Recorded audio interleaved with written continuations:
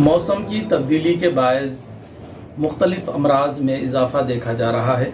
खुसूसन बारिश के मौसम के बाद डेंगू, मलेरिया और टाइफाइड जैसी शिकायतें आम देखी जा रही हैं।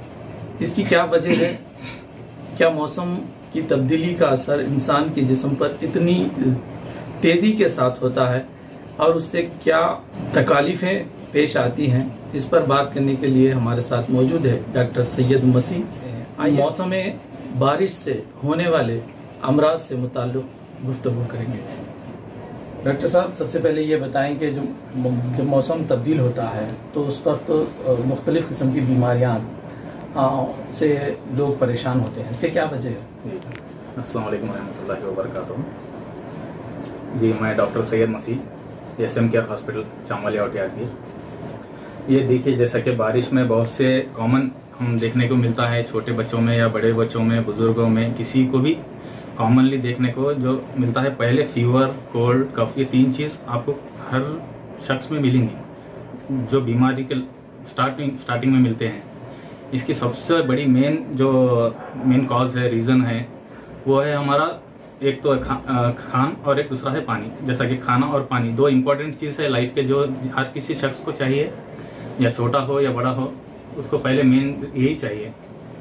जैसा कि जैसा पानी रोज़ का हम पीते हैं, जैसा हम किसी को टैप वाटर हो या बोरवेल वाटर हो या कौन सा भी वाटर हो, हमको सबसे पहले हम जो है पानी हमको करेक्ट चाहिए।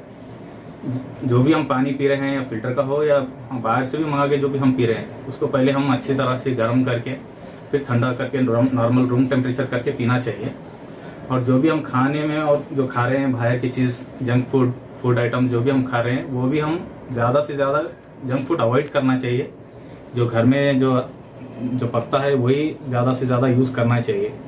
उसके मेन और बुखार, सर्दी, खांसी जो स्टार्ट होने के मेन रीज़न जो है टाइफाइड, कॉमनली जो हम डिसीजेस के नाम लेते हैं, हर किसी को दूसरे शख्स में देखने को मिलता है। टाइफाइड हो गया, या मलेरिया हो गया, या डेंगू हो गया। तो क्यों हो रहे हैं टाइफाइड, मलेरिया, डेंगू क्यों हो रहे हैं? ये ज़्यादा इसका जो मेन रीज़न है वो मलेरिया, डेंगू होने का रीज़न जो मच्छर है, डेंगू मॉस्किटो, वो एक फीमेल मॉस्किटो से फैलता है ये। और जो ये मच्छर जो जमा होते हैं हमारे घर के पास, जो भी ये गंदे पानी के मच्छर नहीं रहते हैं, जो भी हमारे घर के पास जो बारिश होती है, बारिश में जो झाड़ों में और जो घर के आजू बाजू टैंकों में वो जो अच्छा पानी रहता है, वो अच्छे पानी में ये जमा होते हैं। अच्छे पानी में फैल के ही ये होते हैं। वो हमारे को जो मेन प्रिकॉशंस लेना है, ये पानी हमको ठहरने नहीं देना है। जो भी हमारे घर है, जैसे हमारे पास घर में कुंडे वगैरह, जो हम पॉट्स वगैरह रखते हैं, इसमें पानी जमता है। पानी जमने से वहाँ से जो है मच्छर पैदा होते हैं। मच्छर से कौन कौन सी बीमारियां होती हैं? मच्छर से मेन बीमारियां आने का जो है डेंगू है, मलेरिया है, ऐसे फाइलेरियासिस है। ये मेन डिसीजेस मच्छर से फैलते हैं। और ये डेंगू का मच्छर जो है इसका अलग ही रहता है, फीमेल मॉस्किटो बोलते हैं, फीमेल मॉस्किटो रहता है। मेन जो डिसीज से बचने के लिए हम जो है मच्छर से बचें, मच्छरों से। जब भी बारिश का मौसम शुरू होता है तो मच्छरों की अफजाइश में इजाफा होता है जी। तो हुकूमत की जानिब से भी, खासकर महकमे बल्दिया की जानिब से भी और कोई ऐसा इकदाम नहीं किया जा रहा है। क्या इसकी वजह से भी ये अमराज लायक हो रहे हैं? जी, ये तो है, सही है। गवर्नमेंट की तरफ से भी उनको जो प्रिकॉशंस देना है ले लेते हैं हम। इससे हमारी हर किसी की जिम्मेदारी है जो अपने आप के घरों को आजू बाजू साफ सफाई मेंटेन करे। जो भी डस्ट वगैरह हमारे घर का जो वेस्ट निकलता है बाहर इधर उधर ना फेंकें, डस्टबिन में ही जाके डंप करें। और अपने घर को आजू बाजू को नीट और क्लीन एनवायरनमेंट में रखें। एक और जो शिकायत मौसम में, बारिश में जो सबसे पहले शुरू होती है, वो आलूदा पानी होता है। पानी का साफ ना आना, ये आम शिकायत होती है। इससे कौन सा शिकायत होती है खासकर?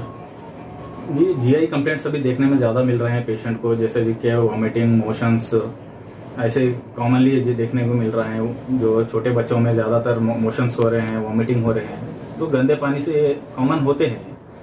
इसीलिए मैं बोल रहा हूँ कि पानी को अच्छे से गर्म करें, गर्म करके फिर नॉर्मल रूम टेम्परेचर के जैसा नॉर्मल कोल्ड करके पी सकते हैं। फिर और मच्छर से बचने के लिए जो चीजें इस्तेमाल की जाती हैं, क्या उससे सेहत पर भी असर पड़ता है? हाँ, जैसा कि ज्यादा केमिकल के यूजेस रहते हैं, जैसा जो भी हम रिपेलेंट लगाते हैं उससे आगे जाकर थोड़ा बहुत सांस का भी प्रॉब्लम हो सकता है, ब्रोंकाइटिस, अस्थमा, ऐसे कई चीज आ सकते हैं जो कंटिन्यूअस हम यूज करते हैं उसको। ज्यादा से ज्यादा जो है आप घर के चीज हर तरफ साफ सफाई रखिए और जो भी है अपने प्रिकॉशंस लेते रहिए, हाथ धोते रहिए, गर्म पानी का इस्तेमाल करते रहिए, नीटनेस मेंटेन रखिए अपने आप को। इस मौसम में क़ुव्वत मदाफ़ियत को बढ़ाने के लिए कौन सी चीजें हैं जिसको इस्तेमाल की जा सकती हैं? जी, फ्रूट्स का ज्यादा से ज्यादा इस्तेमाल करिए। फ्रूट्स भी जो है अपने घर में बना के जो भी जूस वगैरह भी बनाना है तो अपने घर पे फ्रूट्स से बना के लीजिए। आर्टिफिशियल का अवॉइड करिए, आर्टिफिशियल फूड अवॉइड करिए, और जो भी बाहर से रेडीमेड जूस वगैरह मिलते हैं वो भी जरा ज्यादा ही अवॉइड करिए। अब कॉमनली जो है हम ये सीजन में खासकर बर्फ का इस्तेमाल ज्यादा कर रहे हैं। जी नहीं, बिल्कुल अवॉइड करिए, बर्फ तो बिल्कुल अवॉइड करनी चाहिए ज्यादा, और उसमें शुगर भी नहीं डालना चाहिए। एक्चुअली जूस का जो है कंटेंट, उसमें शुगर डालने से उसका जूस में कौन से जूस, किस फल का जूस? अभी ये सीजन में जो है, बारिश के सीजन में आपको विटामिन सी, विटामिन डी, हर विटामिन की जरूरत होती है, क्योंकि इम्यूनिटी को मेन स्ट्रांग करना रहता है। इम्यूनिटी स्ट्रांग रही तो आपको डिसीजेस से फाइट करने के लिए बहुत ही ये रहेगा, आपको यूजफुल रहेगा। जैसा कि कॉमन फ्रूट्स है, कीवी है और पपाया है। पपाया का एक बहुत बड़ा मेन बेनिफिट है कि ये इस सीजन में डेंगू मलेरिया को ऐसे फाइट करता है, कोई मेडिसिन की जरूरत नहीं है उसको, वो लेने के बाद। डेंगू में प्लेटलेट वगैरह कम हुए तो भी पपाया जो है बहुत अच्छे से वर्क करके उसको इंक्रीज करता है ज्यादा। और पोमेग्रेनेट, अनार भी ले सकते हैं, कीवी, पपाया और ड्रैगन फ्रूट वगैरह बोल के कहता है, वो भी ड्रैगन फ्रूट भी ले सकते हैं आप। और बीट रूट भी यूज करिए, बीट रूट का भी इस्तेमाल अच्छा वो भी बहुत अच्छा फ्रूट है, बीट रूट का भी यूज कर सकते हैं। ये थे डॉक्टर सैयद मसीह, जो मौसम की तब्दीली के बायस होने वाले अमराज पर किस तरह काबू पाया जा सकता है वो बता रहे थे। खुसूसन इन्होंने आवाम से अपील की है कि आलूदा पानी इनकी आम शिकायत हो रही है, जिसकी वजह से पानी को गर्म कर छान कर पिया जाए और खासकर अपने अतराफ अकनाफ के माहौल को साफ सुथरा रखा जाए। ईटीवी भारत के लिए बीदर से मुबीन अहमद जख्म की रिपोर्ट।